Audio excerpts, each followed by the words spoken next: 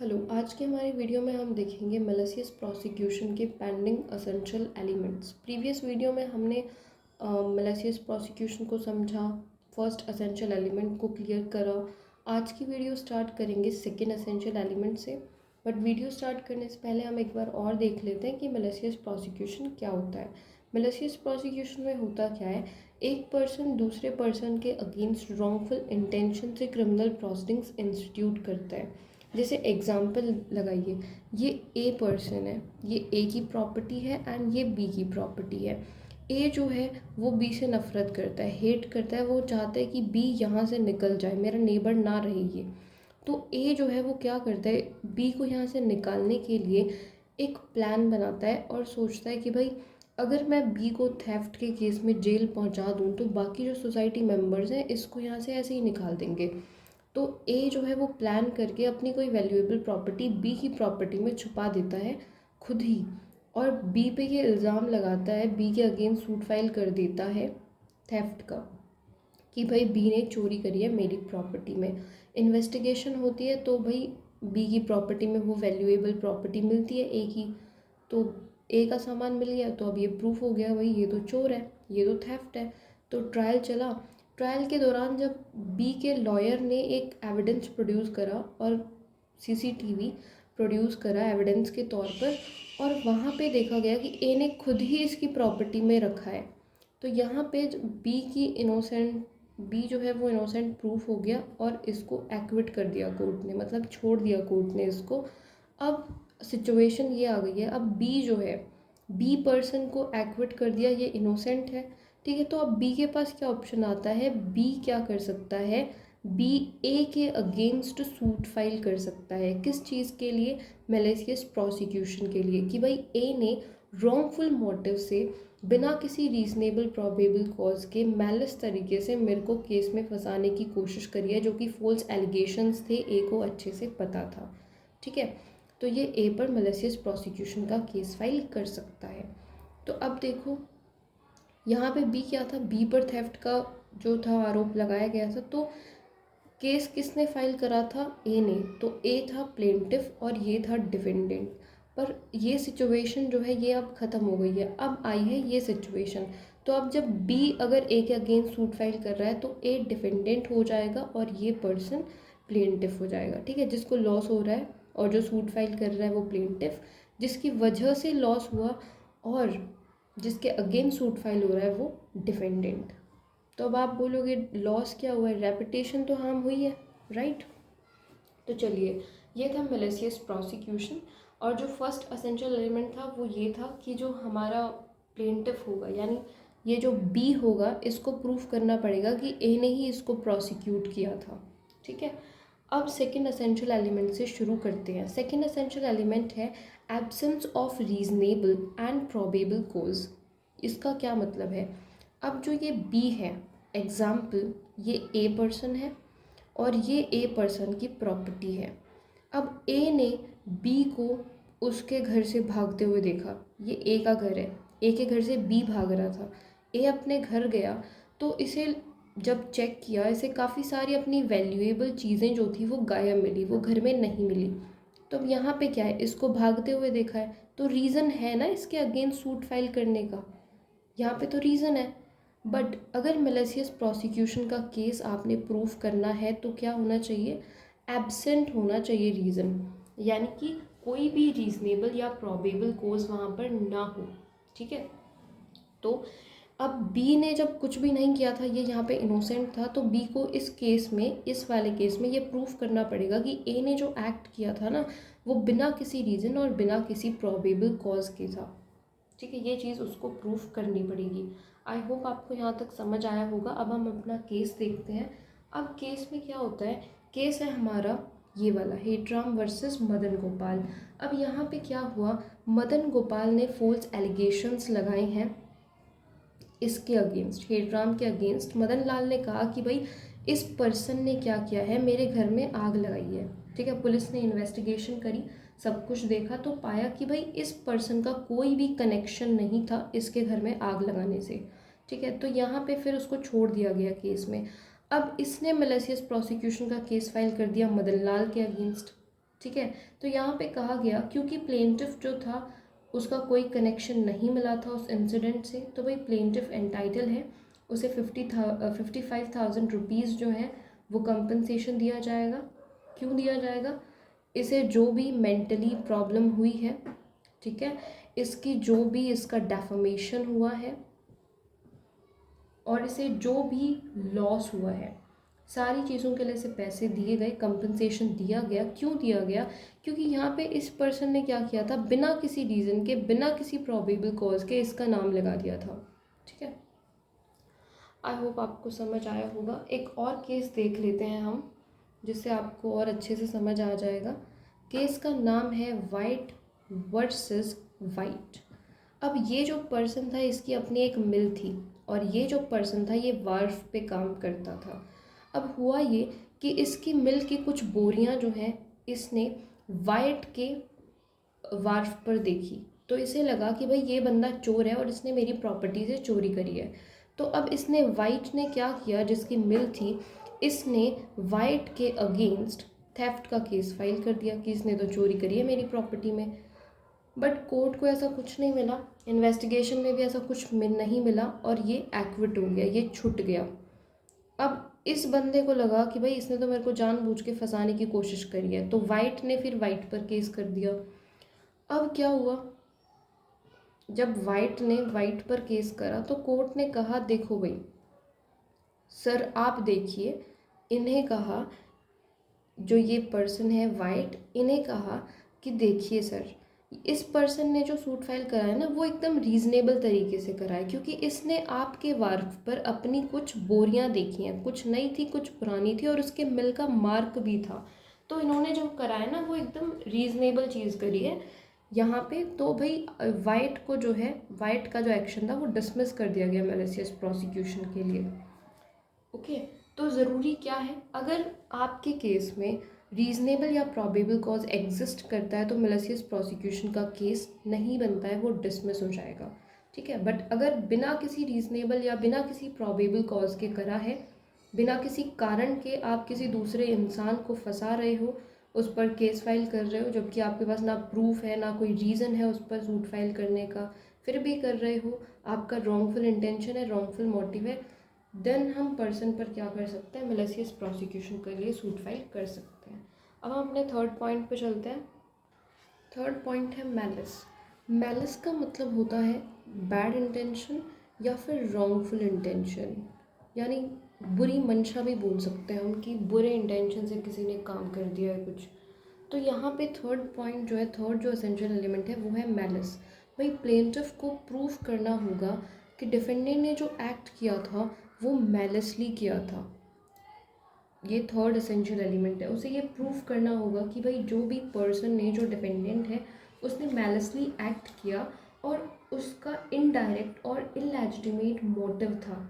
और हम ये भी बोल सकते हैं कि प्लेंटिफ को प्रूफ करना होगा कि जो प्राइमरी पर्पस था पर्सन का, डिफेंडेंट का, वो लॉ को इफेक्ट में लाना नहीं था, बल्कि रॉन्गफुल इंटेंशन से प्लेंटिफ को प्रोसिक्यूट करना था, किसी इम्प्रॉपर या रॉन्गफुल मोटिव से उस पर्सन के अगेंस्ट क्रिमिनल प्रोसीडिंग्स इंस्टीट्यूट करनी थी। तो मैलिस यानी कि केस फाइल करने के पीछे कोई बुरी मंशा होनी चाहिए। जैसे कि हमने पिछले उसमें केस देखा कि ए ने अपनी खुद की प्रॉपर्टी बी की प्रॉपर्टी में छुपा दी और बी पर चोरी का केस फाइल कर दिया, तो यहाँ पे ऑफकोर्स इसका मैलिस था, बुरी मंशा थी इसकी, रॉन्गफुल इंटेंशन था इसका, ये चाहता था कि बी यहाँ से चला जाए क्योंकि ये बी से नफरत करता था। ओके, आई होप आपको समझ आया होगा। अब हम केस देखते हैं। केस का नाम है Kamta Prasad Gupta versus national buildings construction corporation limited. अब क्या हुआ, ये जो कॉरपोरेशन है नेशनल बिल्डिंग कंस्ट्रक्शन कॉरपोरेशन, इसके ऑफिसर ने क्या किया, ये स्टॉक रजिस्टर चेक कर रहे थे, जो ऑफिसर है कॉरपोरेशन के वो स्टॉक रजिस्टर चेक कर रहे थे। तो जब वो चेक कर रहे थे लिस्ट वगैरह को, सब कुछ जब चेक हो रहा था, तो ऑफिसर को कुछ आर्टिकल्स जो हैं वो मिसिंग मिले, मतलब कुछ आर्टिकल्स नहीं मिले। ठीक है, तो जो इसकी देखरेख करता था कमता प्रसाद गुप्ता, इस पर सूट फाइल कर दिया गया सेक्शन 409 आईपीसी में। बट कोर्ट ने इसको एक्विट कर दिया डाउट का बेनिफिट देकर। अब ये एक्विट हो गया। अब जैसे ही ये एक्विट हो गया तो इसने कॉरपोरेशन पर सूट फाइल कर दिया कि भाई कॉरपोरेशन का मैलिशियस इंटेंशन था, इन्होंने मेरे को जानबूझ के फंसाने की कोशिश करी है। तो यहाँ पे हेल्ड किया गया, इसका जो एक्शन था वो फेल हो गया। फेल क्यों हो गया? अब लगाइए कि आप एक मिल के या आप अपने घर के मालिक हो, वहाँ पे आप किसी पर्सन को कुछ मेंटेन करने के लिए देते हो, ठीक है। वो पर्सन अगर उन चीज़ों में से कुछ चीज़ों को गायब कर दे तो क्या आप एक्शन नहीं लोगे? तो सेम चीज़ यहाँ पर है। इसकी ड्यूटी थी चीज़ों को मेंटेन करने की। कुछ आर्टिकल्स मिसिंग लगे, इन्हें शक हुआ तो इन्होंने सूट फाइल करा। तो यहाँ पे रीज़न था, इन्होंने मैलिसली एक्ट नहीं करा, यहाँ पे रीज़न था ऐसा करने का। इसीलिए जो कमता प्रसाद गुप्ता का जो मैलिशियस प्रोसिक्यूशन का एक्शन था वो फेल हो गया। ओके, चलिए हम एक और केस देख लेते हैं। अब ये दूसरा केस है हमारा। इस केस में क्या हुआ, बोगीलाल वर्सेस सरोजबेन AIR 1979। अब यहाँ पे क्या हुआ, एक पर्सन है ए और दूसरा है बी। ए जो पर्सन है वो रेडी हो गया बी के घर को ख़रीदने के लिए, और रेडी होते ही इसने 2000 रुपये भी बी को दे दिए। बट बाद में ए को पता चला कि भाई बी ने तो इस घर को मॉर्टगेज करा हुआ है। अब जब ए को बाद में पता चला तो भाई अब ए को लगा कि बी ने मुझे मिसलीड किया है, यानी बी ने मुझे जो स्टेटमेंट दी है वो गलत दी है, जानबूझ के मेरे को मिसलीड करा है, झूठ बोला है उसने मुझे। तो ए ने क्या किया, चीटिंग के लिए केस फाइल कर दिया इसके अगेंस्ट। चीटिंग जो है वो एक क्रिमिनल ऑफेंस है, 420 IPC में आती है। तो अब बी के अगेंस्ट चीटिंग का केस ए ने फाइल कर दिया, बट बी एक्विट हो गया ट्रायल से। बी जो है उसको डिस्चार्ज कर दिया गया। अब बी ने ए के अगेंस्ट एक्शन लिया, बी ने ए के अगेंस्ट मैलिशियस प्रोसिक्यूशन का एक्शन लिया कि भाई इस पर्सन ने बिना किसी रीजनेबल एंड प्रोबेबल कॉज के मैलिसली एक्ट करा है और मुझे फंसाने की कोशिश करी है। कोर्ट ने कहा कि देखिए, घर जो था वो सच में क्या था, मॉर्टगेज पर था। तो ए के पास रीज़न है, ए ने जो एक्ट किया है वो बिल्कुल सही किया है, मैलिसली नहीं किया, इसकी यहाँ पे कोई बुरी मंशा नहीं है। जब आपको कुछ पता चले, आप कोई चीज़ खरीद रहे हो और आपको बाद में पता चले कि ये तो पहले से ही किसी ने खरीदी हुई है, या फिर पहले से इसका कोई ऐसा कुछ भी आपको पता चले, कोई मैटर पता चले, तो आपको क्या लगेगा कि आपके साथ धोखा हुआ है, आपके साथ धोखा हो रहा है, ठीक है। तो सेम सिचुएशन यहाँ पे हुई है। तो ए का जो ऐसे एक्ट करना था, ए ने जो सूट फाइल करा वो बिल्कुल रीजनेबल था और बिना किसी बुरी मंशा के था। इवन वो तो खुद को विक्टिम समझ रहा था कि उसके साथ चीटिंग हो गई है, ठीक है। तो यहाँ पे ये केस जो था मैलिशियस प्रोसिक्यूशन का फेल हो गया, यानी कोर्ट ने इसको डिसमिस कर दिया। अब हम फोर्थ पॉइंट की तरफ बढ़ते हैं, यानी फोर्थ असेंशियल एलिमेंट की तरफ। इस पॉइंट में कहा गया है कि जो प्रोसीडिंग्स है वो प्लेंटिफ के ही फेवर में टर्मिनेट होनी चाहिए। जैसे कि एग्जाम्पल ये हमने देखा था, ए ने बी पर केस फाइल करा था थेफ्ट का, ठीक है। अगर वो CCTV फुटेज नहीं मिलती और बी अगर इनोसेंट प्रूफ नहीं होता, अगर कोर्ट उसको एक्विट नहीं करती, तो वो मैलिशियस प्रोसिक्यूशन का केस ए के अगेंस्ट नहीं कर सकता था। यानी जिस पर्सन पर रॉन्गफुल इंटेंशन से क्रिमिनल प्रोसीडिंग्स इंस्टीट्यूट करी जा रही हैं, उस पर्सन का इनोसेंट प्रूफ होना ज़रूरी है। अगर उसे कन्विक्शन हो जाए, यानी कि अगर वो गिल्टी प्रूफ हो जाए और उसको पनिशमेंट दे दी जाए, तो फिर उसके बाद वो पर्सन मैलिशियस प्रोसिक्यूशन का सूट फाइल नहीं कर सकता, ठीक है। तो फोर्थ पॉइंट यही कहता है कि भाई it is also essential that the prosecution terminated in the favour of the plaintiff, कि ये भी बहुत ज़्यादा ज़रूरी है कि जो प्रोसीडिंग्स हुई हैं, जो प्रोसिक्यूशन हुआ था, वो प्लेंटिफ के फेवर में ही टर्मिनेट हुआ हो, तभी वो क्या कर सकता है, मैलिशियस प्रोसिक्यूशन के लिए सूट फाइल कर सकता है। अब यहाँ पे हमारे पास एक केस है, state of Rajasthan versus Zainuddin Shaikh, ये 2015 का केस है। अब इस केस में क्या हुआ, पुलिस ऑफिसर्स जो थे वो पेट्रोलिंग ड्यूटी पर थे, यानी जो पुलिस थी वो पेट्रोलिंग पर थी। शहर में जैसे पुलिस की गाड़ियाँ चलती रहती हैं, ऐसे ही वो लोग पेट्रोलिंग पर थे कि कहीं कुछ गलत तो नहीं हो रहा है। तो यहाँ पे ये जो एक्यूज पर्सन है ये इसी तरफ आ रहे थे, बट पुलिस को देख के उन्होंने बहुत ही स्पीड से अपनी डायरेक्शन जो है वो उधर की कर ली, यानी कि अपनी डायरेक्शन इन्होंने चेंज कर ली। अब ऐसा कुछ देखकर जो पुलिस ऑफिसर्स थे उन्हें थोड़ा डाउट हुआ, तो उन्होंने इन दोनों एक्यूज्ड को रोकने की कोशिश करी, इनके पीछे गए, इन्हें रोका, पकड़ लिया इन्हें, तो इनसे क्वेश्चन पूछे गए, इन्वेस्टिगेशन करी गई, तो इन्होंने कोई सेटिस्फैक्टरी कोई ऐसा रिप्लाई नहीं करा जो सेटिस्फाई हो जाए। तो इनके पास पॉलीथीन बैग्स थे, उनको लिया गया, उसमें कुछ इनटॉक्सिकेंट मटेरियल मिला। ठीक है, तो भाई अब इन्हें पकड़ लिया गया, 2 सैंपल्स थे और वो सील कर दिए पुलिस ने। अब जब ऐसा किया तो जो एक एक्यूज्ड था उसे अरेस्ट कर लिया गया और उन दोनों को ही इवन दोनों को ही अरेस्ट करके कस्टडी में रखा गया। अब उन सैंपल्स को फोरेंसिक साइंस लेबोरेटरी में सेंड करा एग्जामिनेशन के लिए कि भाई क्या चीज़ है, और जैसे ही उस केमिकल को एनालाइज करा तो फिर वहाँ पे मिला, रिपोर्ट सबमिट करी उन्होंने कि भाई ये पैरासीटामोल एंड कैफीन का कुछ मिक्सचर है और कुछ नहीं है, ये अफीम या ड्रग्स वगैरह कुछ नहीं है, तो इन्हें छोड़ दिया जाए। तो भाई ये जो एक्यूज थे कोर्ट ने इन्हें एक्विट कर दिया। अब इन एक्यूज्ड ने क्या किया, इन एक्यूज्ड ने स्टेट पर यानी कि जो पुलिस ऑफिसर्स थे उन पर सूट फाइल कर दिया मैलिशियस प्रोसिक्यूशन का, कि भाई इन्होंने जानबूझ के करा है, बिना किसी रीज़न के हमें पकड़ा है और ये सारी चीज़ें। तो एपेक्स कोर्ट ने कहा कि देखिए, जिस तरह ये लोग भागे थे, जिस तरह इन्होंने डायरेक्शन चेंज करी थी, तो ये तो उनकी ड्यूटी है हर चीज़ को ध्यान में रखना, और उन्होंने जानबूझकर ऐसा कुछ नहीं किया है। तो एपेक्स कोर्ट का मतलब होता है जो सर्वोच्चतम न्यायालय होता है, यानी कि सुप्रीम कोर्ट। तो यहाँ पे उन्होंने कहा कि भाई कोई केस नहीं बनता पुलिस ऑफिसर्स के अगेंस्ट मैलिशियस प्रोसिक्यूशन का, तो ये केस ऐसे ख़त्म हुआ। तो पॉइंट ये है, ये 2 एक्यूज्ड अगर इन्हें पनिशमेंट मिल जाती तो ये मैलिशियस प्रोसिक्यूशन का सूट फाइल नहीं कर सकते थे।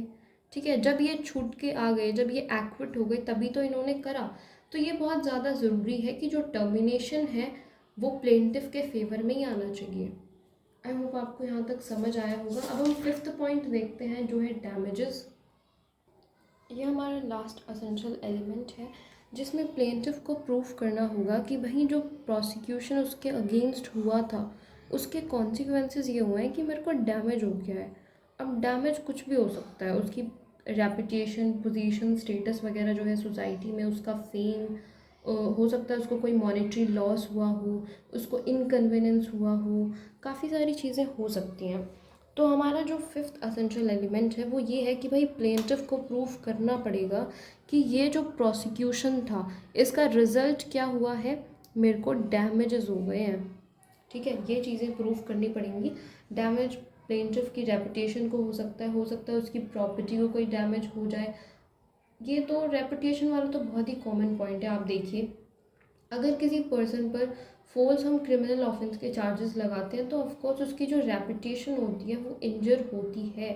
ठीक है, जैसे एक पर्सन है, एक मिडिल क्लास फैमिली से सिंपल सा ऑनेस्ट सा पर्सन है, उसके हाथ में हथकड़ी लगाकर उसे पूरे मोहल्ले के बीच से लेके जाया जा रहा है, ऑब्वियसली उसकी रेपुटेशन इंजर हो रही है। यहाँ पे उसको मेंटली स्ट्रेस हो जाएगा, उसकी प्रॉपर्टी को भी इंजरी हो सकती है कि भाई उसे अपने डिफेंस के लिए पैसा लगाना पड़ रहा है, कोई भी चीज़ें हो सकती हैं। ठीक है, ये थे हमारे 5 असेंशियल एलिमेंट्स। आई होप आपको समझ आ